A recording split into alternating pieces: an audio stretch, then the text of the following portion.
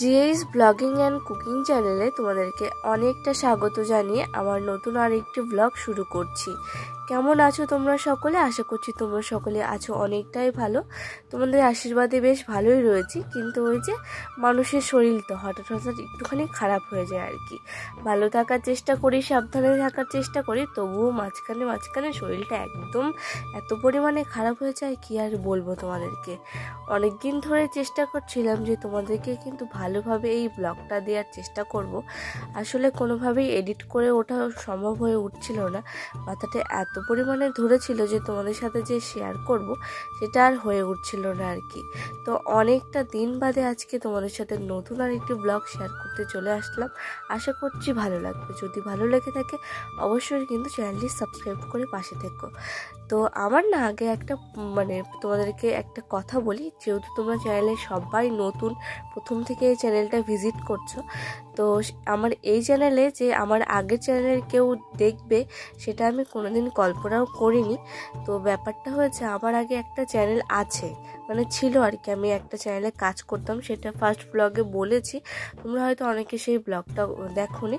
কিন্তু সেই ব্লগ থেকে একজন দিদি আমাকে কমেন্ট করেছে যে তুমি এতদিন কোথায় ছিলে, তোমার আগের ভিডিওগুলো দেখতে পাই না কেন, তোমার এতে তোমার আগের ভিডিওগুলো কি হলো। আসলে যেহেতু আগের চ্যানেলটা আর এই চ্যানেলটার নামটা আমি অনেকটা মিলিয়ে মিশিয়ে রেখেছি, তো সেই জন্য দিদিভাই একটুখানি কনফিউজড হয়ে গেছে যে কী ব্যাপার, আমার আগের ভিডিওগুলো কি হলো আর এতদিন আমি ভিডিও দেইনি কেন। আসলে যখন ওই চ্যানেলটা আমি নতুন ক্রিয়েট করি বা নতুন যখন খুলেছিলাম, তখন আমি চ্যানেল সম্পর্কে অতটা সেরকম কিছু জানতাম না। এখনও যে আহামরি কিছু জানি সেটা না, কিন্তু আগের থেকে এখন একটুখানি ভিডিও পোস্ট করার পর কীভাবে ভিডিও এডিটটা ঠিকঠাকভাবে করতে হয়, কীভাবে অনেক কিছু ভিডিওর মধ্যে থাকে, তো সেগুলো কীভাবে ঠিকঠাক করে দিতে হয় সেটা কিন্তু অনেকটাই জানি। তো কাজের কথা পরে বলছি, আগে তোমাদের সাথে একটুখানি আগের গল্পটা আমি এখানে একটুখানি শেয়ার করে নিই। তো ব্যাপার হয়েছে, সেই দিদিভাই হঠাৎ করে আমার নতুন চ্যানেলে এই ভিডিওটা দেখেছে। দেখে নিয়ে চ্যানেলে যাওয়ার পর দিদি দেখেছে যে চ্যানেলটি কিন্তু আনসাবস্ক্রাইব করা আছে। তো দিদি চ্যানেলে গিয়ে দেখেছে যে আগের ভিডিওগুলো দেয়া নেই। আর ওই যে বললাম, আগের চ্যানেলের নাম আর এই চ্যানেলটার নাম কিন্তু অনেকটাই মিলিয়ে মিশিয়ে রেখেছি, সেই জন্য অনেকটাই কনফিউজ হয়ে গেছে, বুঝতে পারিনি যে ব্যাপারটা কি হয়েছে। তো আমি এটা একদম নতুনভাবে চ্যানেলটা খোলা হয়েছে। আগে চ্যানেলটাতে কোনো কিছুভাবে আমি রিচটাকে ফিরিয়ে আনতে পারছিলাম না। সাবস্ক্রাইবার গেইন করে ফেলেছি ঠিকঠাক, কিন্তু কোনোভাবেই কিন্তু রিচ ফিরিয়ে আনা যাচ্ছিল না। ভিডিও সবার কাছে পৌঁছতো না, কি দেখতো না আমি জানি না, কিন্তু হুটহাট করে এদিক ওদিক থেকে সাবস্ক্রাইবারটা চলে এসেছিল। তো তারা কিন্তু রেগুলার ব্লগ ফলো করতো না। আর একটা চ্যানেলে আর কত দিনই বা খাটবো, তাই না? তো সেই জন্য ভাবলাম যে নতুন করে কিছু একটা শুরু করি, নতুনভাবে কিছু একটা করার চেষ্টা করি আর রেগুলারিটি মেনটেন করার চেষ্টা করি। তো 2-3 দিন পর এই চ্যানেলটাতে ভিডিও দেওয়ার চেষ্টা করছি, কিন্তু ওই যে হঠাৎ করে শরীরটা একদম সায় দিচ্ছে না। তবুও ভাবলাম যে না, নতুনভাবে যখন সবটা আবার শুরু করেছি, আগেরটার মতো যদি গাফিলতি এটাতেও শুরু করে দিই বা অসুস্থতার কারণে যদি পিছিয়ে পড়ি, তাহলে কিন্তু এই চ্যানেলটারও অনেকটা ক্ষতি হয়ে যাবে। তো দিদিভাই আমাকে বলেছিল, তো সত্যি বলতে এত বড় কথাটা তোমাকে আমার কমেন্টে রিপ্লাই দেওয়ার আমি চাইনি যে কমেন্টে তোমাকে বলি, কারণ হয়তো বুঝিয়ে বলতে পারতাম না, সেই জন্য ব্লগের মাধ্যমে আজকে তোমাকে জানিয়ে দিলাম। আশা করছি উত্তরটা পেয়ে তোমার অনেকটাই ভালো লাগবে। আর সত্যি বলতে আমি কখনোই ভাবিনি যে আমার আগের ভিডিও থেকে তুমি আগের চ্যানেল থেকে এই চ্যানেলে এসেও তুমি এইভাবে কমেন্ট করবে। সত্যি বলতে তোমার কাছে যে ভিডিওটা পৌঁছেছে আমি অনেকটাই খুশি হয়েছি তুমি যখন তোমার কমেন্টটা দেখি। তো এখন প্রায় ওই ধরো সকাল বলবো না, এটা হলো বিকেলবেলা আর কি। এদিকে দুপুরবেলাতে সকালবেলা থেকে অনেকগুলো কাজ করছিলাম। এখন ঘুম থেকে উঠে গিয়ে তারপরে এখানে দেখো বিকেলের ঘর বারান্দাটা ঝাড় দিয়ে নিচ্ছি। ওই খুব বিকেলও বলবো না, ওই দুপুরের দিকে আর কি বলতে পারো। এখন ওই 3টে মতো বাজে। তো আজকে না দুপুরবেলাতে ঘুম হয়নি, কি বলবো, আসলে এত পরিমাণে সর্দি লেগেছিল সেদিন। তো শুয়ে থাকাটা আর সম্ভব হচ্ছিল না, মানে একদম মাথাটা ব্যথা করছিল, নিঃশ্বাসটা বন্ধ হয়ে আসছিল আর কি শুয়ে থাকলে বেশি করে। তো ভাবলাম যে কাজ তো করতে হবে, তাহলে উঠে কাজগুলো করে নিয়ে বসে থাকবো, তাহলে শরীরটাও বেশ ভালো লাগবে আর কাজগুলো হয়ে গেলে মাথাটা বেশ ফ্রেশ লাগবে। তো বিকেলবেলাতে এদিকে দেখো অনেক কাজ রয়েছে, তো সেটা আজকে তোমাদের সাথে শেয়ার করবো, আশা করছি ভালো লাগবে। পুরো ভিডিওটা দেখার অনুরোধ রইল, সাথে কিন্তু চ্যানেলটা সাবস্ক্রাইব করারও অনুরোধ রইল তোমাদের কাছে। আসলে এখন তো পাতা ঝরার সময়, তো এমনিতে তো বাঁশের পাতা প্রচুর পরিমাণে পড়ে, তার মধ্যে আবার এখন পাতা ঝরার সময়। তো এদিকে দেখো প্রচুর পরিমাণে পাতা পড়েছে, আর বাড়িতেও না অনেক পরিমাণে নোংরা জমে আর কি। আর সত্যি কথা বলতে বাড়িঘর একটুখানি নোংরা হলে আমার বেশি ভালো লাগে, মানে ঝাড় দেওয়ার সময়টুকু।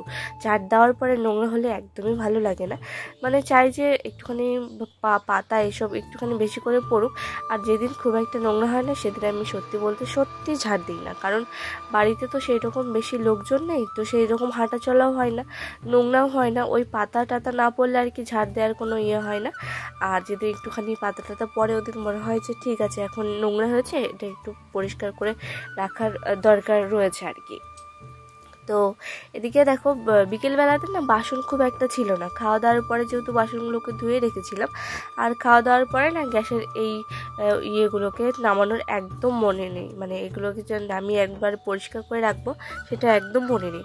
আসলে একা হাতে বাড়ি হলে না এই জিনিসগুলোকে রান্নার পরে পরিষ্কার করে রাখলে হয়, মানে হয়ে যায়। কিন্তু এই যে ধরো আমি পরিষ্কার করে রাখলাম, কিছুক্ষণ বাদে শ্বশুরমশাই এসে চা করবে, হয় কি খাওয়ার জন্য কিছু একটা ভাজবে, মানে হুটহাট করে এরকম মানে আমাকে বলবে না, নিজের থেকেই করতে আসবে, তখন না জিনিসটাকে নোংরা করে রেখে দেয় আবার। তো আমি চেষ্টা করি যে সমস্ত মানে সবার যখন প্রয়োজন ফুরিয়ে যাবে তখন জিনিসটাকে পরিষ্কার করে রাখবো আর কি, তাহলে আমারও সুবিধা হয়ে যায়। আর এদিকে যতই পরিষ্কার করো না কেন রান্নাঘরে এই সাইডটা একটুখানি বেশি পরিমাণে নোংরা হয়ে যায়, আর এটা না এখন প্রতিদিন লিপে ওঠা আমার পক্ষে সম্ভব হয় না। আর মাঝে মাঝে চেষ্টা করি বলতে 2-3 দিন পর পর লেপার চেষ্টা করি, কারণ না লিপলে না ভালো লাগে না। দেখতে পাচ্ছ কেমন কালো কালো হয়ে গেছে, যদিও গ্যাসেই রান্না করা হয় তবুও কেমন জানি একটা হয়ে গেছে। আর যেহেতু এখন সেরকম কোনো কাজ করতে পারি না, আর চেষ্টা করি হালকার মধ্যে কাজগুলোকে সারতে। আর এদিকে দেখো ব্লগের প্রায় শেষের দিকে চলেই এলাম, তো আজকে তোমাদের সাথে একটা কথা শেয়ার করি। তো তোমরা যেইভাবে সেই দিদিভাইটা আমার চ্যানেলে এসেছে, তোমরাও যদি নতুন কেউ এই ভিডিওটা দেখে থাকো, আশা করছি আমার এই চ্যানেলটাতে নতুন লোকজনই বেশি আসবে, কারণ সেই চ্যানেলে না আমার সেই রকম লোকজন মানে সেই রকম পরিচিতি ছিল না, বুঝলে তো। মানে নিজের ফেস দেখিয়েই ভিডিও করতাম, এইভাবে ব্লগ দিতাম, তো কেন জানি না সেই ব্লগগুলো মানে কারো কাছে পৌঁছতো না, মানে বুঝতাম না ব্যাপারটা যে কী হতো। চ্যানেলের রিচটা কখনোই আসতো না। মাঝখানে যখন আসতো তখন ধরো যে হঠাৎ করে কোনো দিন একটুখানি ভিডিও একটুখানি ধরো 1000-2000 পৌঁছলো, তারপরে যতই ভালো ভিডিও দাও না, যতই কন্টেন্ট দাও, মানে সেই রকমের ভিডিও করো, কেন জানি না কারো কাছে পৌঁছতো না। একই ভয়েস একই সব কিছু দিতাম, কে জানি চ্যানেলের শুরুতে হয়তো কোনো কিছু ভুল করেছিলাম, সেই জন্য চ্যানেলটাকে ঠিকঠাক মতো করতে পারিনি এখন আর কি। তো সেই জন্য নতুনভাবে চ্যানেলটা খুলেছি, আশা করছি তোমরা এই চ্যানেলটাতে অন্তত আমাকে নিরাশ করবে না। আর সত্যি কথা বলে তখন না শেয়ার করতাম ভিডিও সকলকে, মানে ভাবতাম যে হয়তো এ দেখবে ও দেখবে, তাদেরকে হয়তো ভিডিওটা পাঠালে দেখবে, কিন্তু তারা দেখতো না, সেই জন্য চ্যানেলটার রিচটা একদম ডাউন হয়ে গেছিলো। এবারও আমি পাঠিয়েছি, কিন্তু যারা রেগুলার কমেন্ট করে, যারা মানে যাদের প্রতি আমার ভরসা রয়েছে যে এরা প্রত্যেকটা দিন আমার ভিডিও দেখে, তাদেরকে একমাত্র পাঠিয়েছি। তো এদিকে দেখো বড়মশাই কিন্তু কিছু বাজার নিয়ে এসেছিলো, বেশি এবার বাজার করা হয়নি, কারণ সামনে আবার অনেকটা বাজার করার ইয়ে রয়েছে, তো তখনই সব কিছু বাজার করা হবে। সেই জন্য যতটুকু প্রয়োজন রয়েছে সেই ততটুকুই কিন্তু বাজার করে নিয়ে আসা হয়েছে আর কি, মানে একটুখানি চলার জন্য। তো এখানে আমি বিকেলবেলাতে ঝাড়ঝাটা ভালো করে দিয়ে নিয়ে এদিকটাও রান্নাঘরটা লিপে নিলাম, গ্যাসটা পরিষ্কার করে রেখেছি। রাখার পরে এদিকে দেখো, এদিকে যে লবণ তেল যা যা থাকে আর কি, এটাকে আমরা বলি কিন্তু সাজের ডালা, মানে এটাকে রান্নার ঝাঁকা অনেকে বলে, রান্নার বা মশলাপাতির ঝাঁকা বলে, কিন্তু এটাকে আমরা সাজের ডালা বলি। যেমন আমরা মানে মেয়েরা যেমন সাজের সব কিছু গুছিয়ে রাখি অন্য জায়গায়, তেমন তেমন কিন্তু রান্নাঘরের এইগুলোকেও তো সাজিয়ে পরিষ্কার করে রাখি, তো সেই জন্য কিন্তু এটাকে সাজের ডালা বলা হয়। যতদূর সম্ভব আমি জানি না, আমার নিজের যা মনে হলো সেটাই তোমাদের সাথে শেয়ার করলাম। তো এখানে দেখছিলাম যে এগুলো কিন্তু ওই যে বললাম কিছু বাজার লাগবে, তো সেগুলোর জন্য তো এগুলো আর রাখছি না, এখানে ব্যাগের মধ্যে করে রেখে দেবো। আর এই সাইডে দেখো এই কৌটোগুলোকে একটুখানি ভালো করে মুছে নিচ্ছি, কারণ ওই যে ধুলোবালি কিন্তু একদম লেগেই যায় যতই পরিষ্কার করে রাখো। তো মাঝে মাঝে এইভাবে মুছে দিলে সেই মানে বারবার আর এটাকে ধুতে হয় না, ভালো করে ধুতে হয় না। তো একটুখানি পরিষ্কার করে নিলাম। বেলা এখন প্রায় কাজ করতে করতে 4টে বেজে গেছে। আর গ্রামের দিকে থাকলে কি জানো তো, এই জিনিসটা সুবিধা রয়েছে জানো তো, অনেক কিছু পাওয়া যায়। আমাদের বাড়ির পেছনটাতে এইটাকে হলো গিমা শাক বলে। তো এগুলোকে রান্না করা হবে, অনেক দিন ধরেই খাবো ভাবছিলাম, কিন্তু মানে মাছের মুড়ো থাকছিল না। আর মাছের মুড়ো না দিলে না আমার একটু ভালো লাগে, যেহেতু এটা অনেকটাই তেতো। তো ওই সাইডটাতে যেই সাইডটাতে প্রথমে গেছিলাম, তো ওই সাইডটাতে একটু গাছগুলো পুরনো বা একটুখানি বড় বড় হয়ে গেছিলো, আর এই সাইডের গাছগুলো একটুখানি কচি কচি রয়েছে।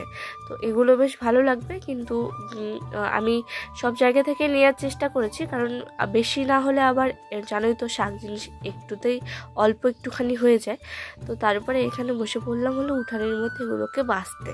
আসলে বাছতে অনেকটাই সময় লাগবে, আর আমি যদি সন্ধ্যাবেলায় শুরু করি তাহলে সত্যি অনেকটাই সময় লাগবে, আবার রান্না করার ব্যাপার রয়েছে।